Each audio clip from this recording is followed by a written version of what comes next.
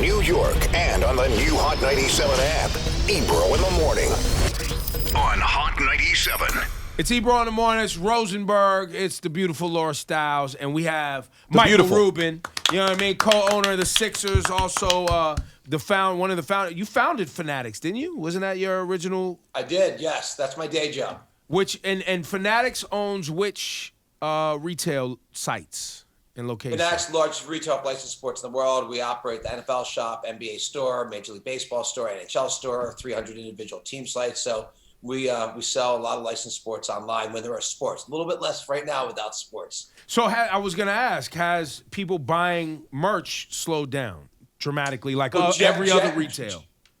Yes, for sure. Generally, if you're in the sports business and you don't have sports, you sell less sports merchandise. Makes sense. It's actually, it's pretty logical. It's not been as brutal as we thought. I mean, obviously about a quarter of our business is operating venues at different stadiums. So we operate stores about a little bit less than 10% of our business would be operating like the Saints store or the Shark store, the San Francisco 49ers store. That's obviously completely shut down. And then we have a wholesale business that sells to other retailers like a Kohl's, Walmart, right. Dick's Sporting Goods, and there's not really much being sold at retail right now. But our e-commerce business, it's respectable. But at the end of the day, sports is what drives our business, and we need sports back, and the whole country needs sports back. So at the end of the day, we want to be entertained. So with that, I want to ask you two questions. One, are you a proponent of this expedited opening up of the economy that some people are claiming is a priority for them right now? Yeah, look, from my perspective, you've got to do this in a way that keeps people safe. And that's the number 1, 2, 3, and 4 priority. So I'm not an expert. I'm not a medical expert. I'm not, I don't want to be in politics. I've never wanted to be in politics. But, at the most core level, I think you've got to keep people safe. And so there's certainly been a huge push on, bringing up medical capacity. And I think that's, probably, the top priority. Certainly it's going to take a long time until the vaccine's out. But people ask me all the time about, what do I think about sports coming back? And the answer I give all the time is, as soon as you can keep your players and their families safe, and as soon as you can keep fans safe, and I think you may have fanless sports before you have sports with fans again. But you've got to keep people. You've got to keep people safe. But I just wanted to be clear. You, as somebody who makes, lots of money, one of the top businesses in America, own and are involved in things that require consumers to participate, you are prioritizing not your, bottom line in your pocket, but human beings and life. I don't think you have a choice. I mean, I think, look, what I can. Some people are. They appear to be choosing the other side. Yeah, look, I'm truly the complicated question that nobody knows the right answer to today is what happens between when you ramp hospital capacity up to when you have a vaccine, which is probably a year and a half away, and what's it look like between now and then? I think there's going to be a new. I think you're going to see half the country plus walking around with masks, but I think the days of having public gatherings to the extent that we had them, that we were just talking about, that we had at the NBA All-Star game, mm-hmm. I think those days are gone until there's a vaccine. And I think that the question is what's the right middle ground. And look, from the day this started, I've said to people around me, I think we need to, plan for the lowest case business scenario, because I think it is generally going to be safety first. And I think that's the right approach. I think there's going to be, I don't think it's clear cut, because I don't think people are going to stay in their house for a year and a half, but I don't think you're going to have, people, filled in a concert until there's a vaccine either. Because for a lot of people too, you're not worried about you getting it. You're worried about what happens when you get it and give it to your mom or your dad or, an older person. Smart people are worried about that. You'd be surprised the level of ignorance and stupidity. I don't know if you may be ignoring it and not seeing it on the news, or it's not in your circles. But there is a faction of loud individuals right now who are really trying to make this like we have some other fact-based option, and we don't. Yeah, look, again, I think there's going to be a new between when the hospital medical capacity fully ramps up, which I think is going to be sooner than later, until we have a vaccine, which seems like it's, I was hopeful it would become sooner. Look, we do live in a great country. There's a lot of entrepreneurs in this world, people working together to try to get a vaccine as quickly as possible. But it seems like that's legitimately probably a year and a quarter, a year and a half away from what medical experts are saying. So the question is, what's it look like from once you have the capacity from a medical perspective until you have a vaccine? I think that's going to be a brutal year and a half, and I think it's going to be a very different way of living. And I think we need to get used to that. You think there's a world like they've talked about with baseball, sort of having one of these places? Maybe people all go to Arizona, all the teams go to one place. They bring their families, things like that. Is there a world in which you think basketball could pull that off, and you guys do a fanless league, operate out of certain places, kind of sequester off everything, and operate in that way? Look, here's what I tell you. At the highest level, I believe that the country and the world needs sports back to entertain us. I mean, think about the whole country watched, the beginning of his documentary because we're all dying for sports. And obviously, we probably all would have watched it anyway. But, I mean, everyone wants to watch that. The ratings of the draft tonight are going to be spectacular because people are dying for things to watch. So I'd say we really want our sports back. But you can't just say because you want your sports back, let's go, throw everyone in the stadium, put everybody, out there and, put everyone's. So I think it's a delicate balance. And I do think that you're likely to start with sports without fans first. And I think we're going to need to get that right first. And then once you get that right, there's going to be a big question between now and the vaccine, what it really looks like. So to answer your question, yes, I think there will be fanless sports before there's sports with fans. And everyone's working very hard to figure out how to do that in a way to keep the players and their players and their families safe. It's also incredibly complicated. I mean, you only need one little thing to go wrong before the whole thing derails it. So I think that's the intent, and I think everyone's going to go at it with the right intent. And every day is a new day. I mean, one of the things that's most, I think I'm actually so impressed by Adam Silver with. I talk to Adam all the time, and Adam will say every day, I don't know. Like, I'm getting new information. I'm going to keep using that new information. I'm going to keep kind of getting smarter. I think that's the right answer, and he's been pretty public about that. And I think for anyone to say today that we have all the answers or we even have some of the answers, I mean, every day you get new information, you got to keep making the best decisions you can. But I don't see any scenario of how sports start back with fans in the near term. I can't see in a month from now, 2 months from now, you're going to be having sports with stadiums filled with fans. And I believe it's important to get sports back. So I think that fanless sports is the most logical approach, but it's still very complicated to make that work. What about so the All In Challenge, you got Drake, you have Leonardo DiCaprio, you have every big name offering incredible things. So can you break down, is this going directly to food banks? Yeah, so let me maybe back up and just give a little bit of the genesis of the idea. So I think when the coronavirus kind of broke out, I was somebody who never watches TV. The only TV I watch is live sports, and with no live sports, I found myself having being in the state of watching CNN, which is for someone who likes uplifting content right now, watching CNN is fairly upsetting. And so I kept saying to myself, like, what can we do about it? And the first night I watched CNN, I literally went to bed and woke up in the middle of the night. I'm like, wait a second, we own this baseball uniform manufacturing facility in Pennsylvania. I wonder if we could turn this into a facility that made masks. And so we originally, literally I called Rob Manfred, the commissioner of baseball. I said, hey, why don't we halt the production of baseball jerseys and use the same fabrics we make jerseys with to make masks, and use those same associates to make masks. And the league was very supportive. We halted the productions of the jerseys. And I think it was a moment for our company. It was like a rally moment because all, our thousands of employees were like, wow, we're helping in a small way to, kind of go after this problem. So after we did that, I'm like kind of thinking like, what else can we do? And certainly being in the sports business, I do sit in the middle of, sports, entertainment, culture. And the idea kind of just popped in my head. If we could get each athlete, each celebrity, each artist to donate one incredible item that they had, or one incredible experience, and then took those items and experience and auctioned them off to give 100% of that money to help feeding people, it would be a great idea. And actually, the original idea was actually only to do it with athletes. And so I actually called a few people that we all know well and said, hey, I've got this idea. What do you think about if we got each athlete to donate an incredible item that they own, some prized possession, or an incredible experience, like a once in a lifetime experience. We auctioned it off to help raise money. And it was actually the first person I called was actually Meek. And Meek's like, yeah, it's a great idea, but why wouldn't you do it with like celebrities and artists? Why would you just do it with athletes? I'm like, yeah, I guess you're right. It's a much bigger pool. Shout to Meek. What's that? I said, shout to Meek Mill.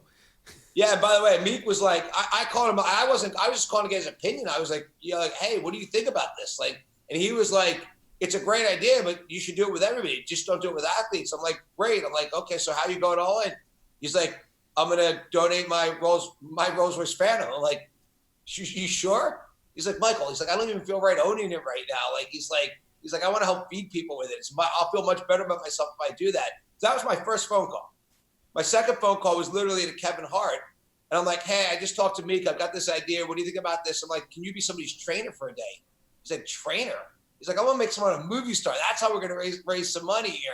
So they were my first two phone calls. And obviously, when you start with like Meek saying he wants to donate his Phantom, and Kevin said we would give somebody a big role in a movie, like I knew within like a couple hours of the idea popping in my head, we had a great idea. So at the highest level, the idea is to challenge every athlete, every artist, every celebrity, every sports team owner, every sports league, and really every business titan to donate one incredible prized possession that they own, or to donate one incredible once-in-a-lifetime experience.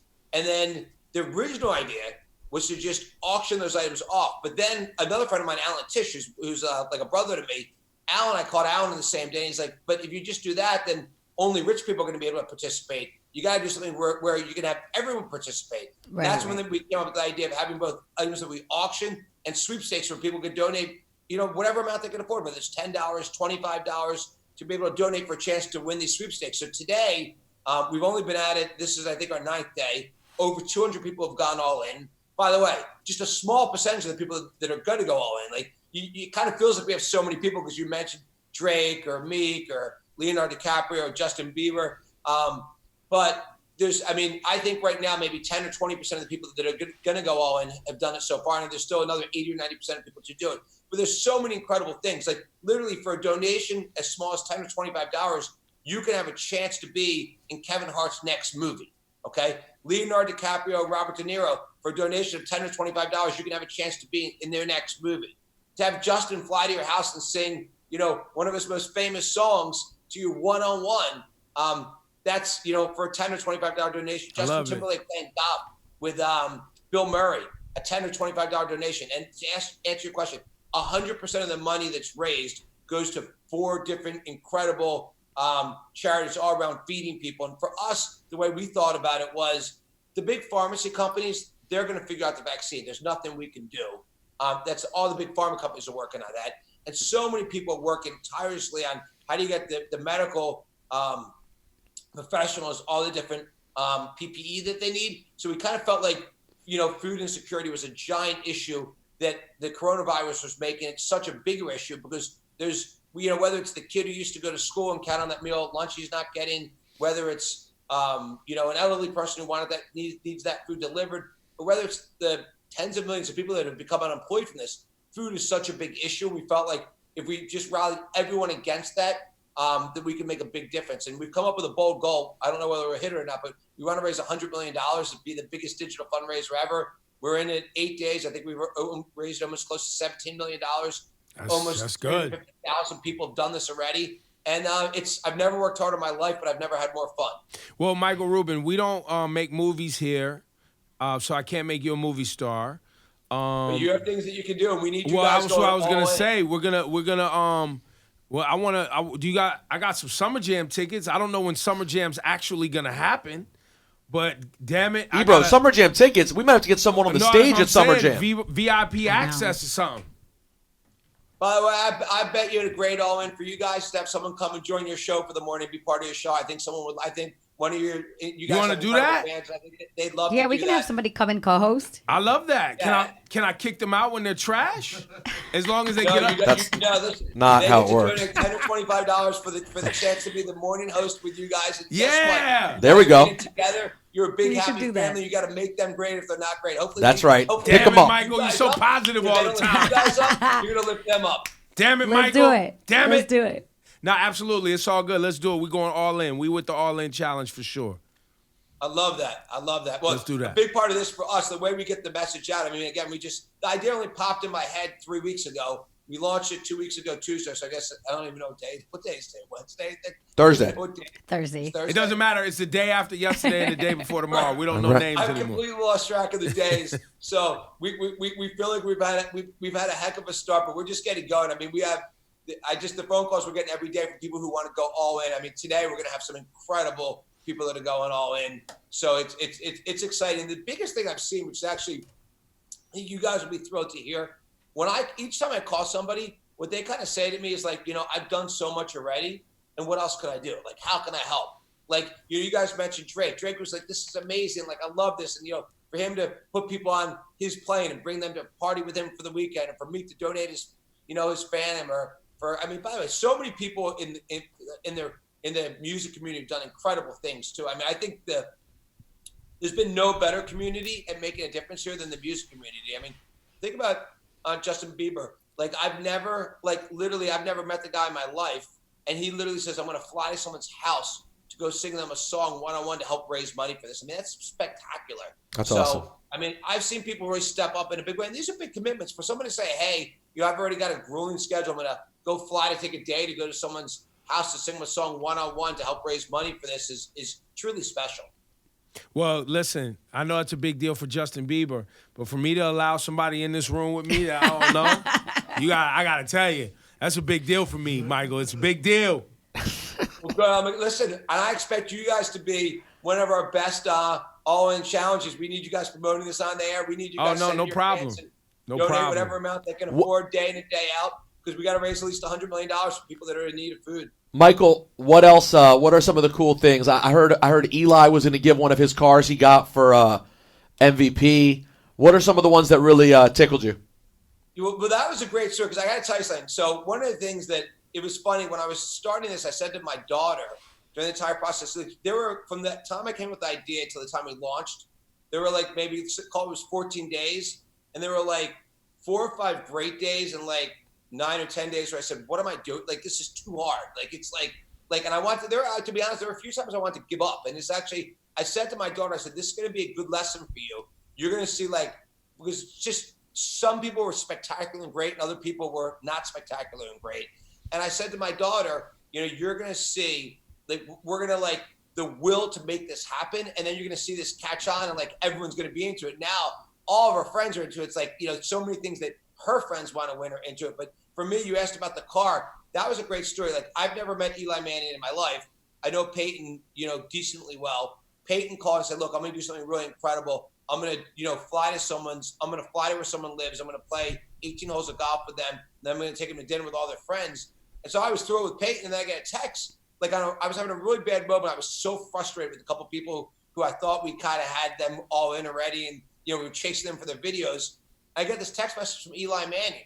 And it said, hey, it's Eli Manning. Nice to meet you. Here's what I want to do for my all. And he sends me the video of him giving his 2011 Super Bowl MVP Corvette away. Incredible. I was like, and it motivated me. Like, that was one of the moments. It's just like, you need those good moments to push through and say, we're not going to give up until we get this thing live. That's dope. What was the language Drake used, Ebro, in his video that we were concerned about? The Drake package.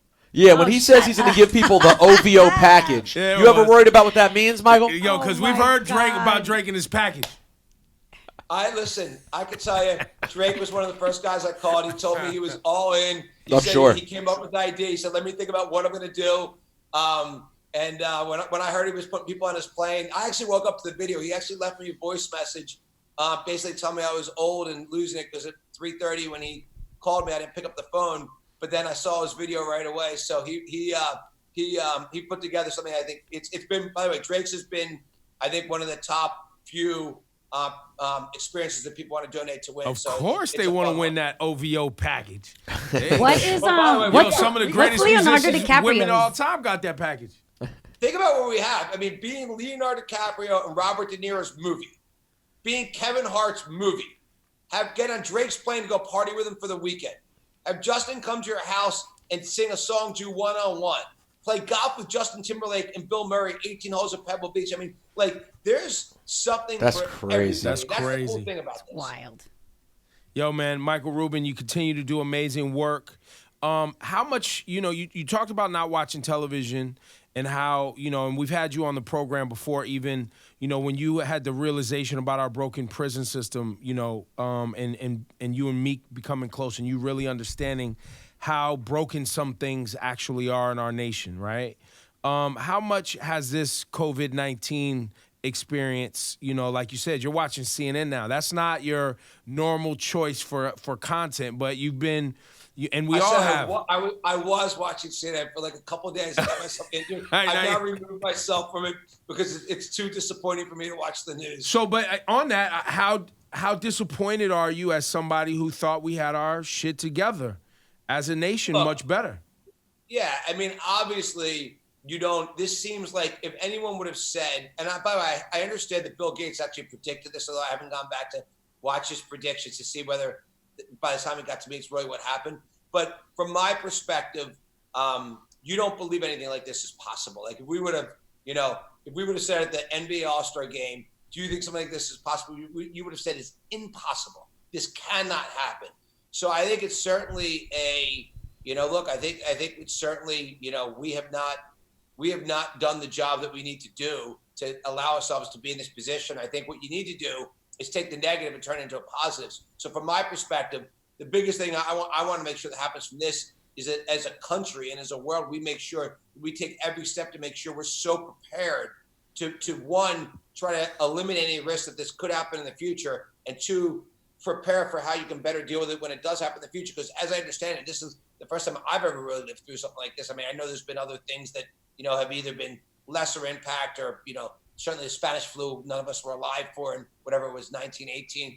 But I think we obviously need to be better prepared. When you look at all of the medical capacity that needs to be brought up in the way that it is, that's something that we can't ever let that happen again. We need to know how to deal with these things when you see some warning signs of them, be more, to me, it's like, if you have a disease, you got to deal with that disease right away individually. And so if you see something popping up, you've got to be aggressive about dealing with it. So certainly I don't think anyone should be anything other than one, disappointed about how we got here, and then figure out how do you turn that into a positive and make sure that the next time it happens, you're so much better prepared to deal with it, and that you deal with the warning signs much earlier on.